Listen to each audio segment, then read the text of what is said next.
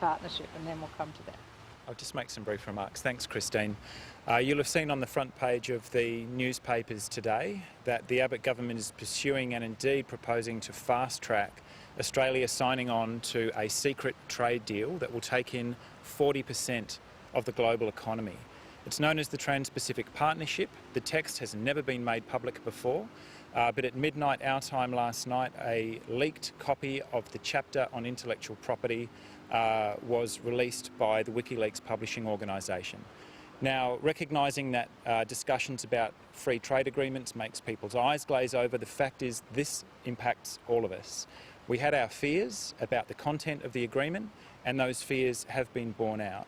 This effectively, what the Abbott government is proposing to sign us up to, will expose Australians to much higher costs for medicine, and it would expose Australians effectively to your internet service providers being turned into a policing and surveillance agency tracking your every move online in case US content producers and rights holders want to prosecute ordinary people.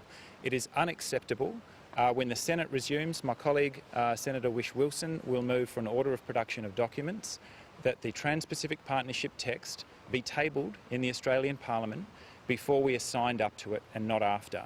So we don't need the IP chapter, I guess, we have that in our possession now, but the Australian people need and deserve, through this Parliament, to see the rest of that text before it is signed and not after.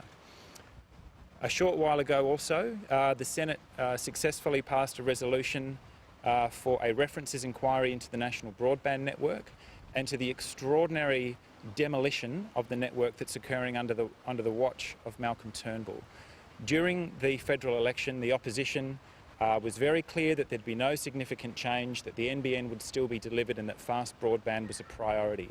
And that, I think, is one of the gravest deceptions that was perpetuated on the Australian people during the campaign.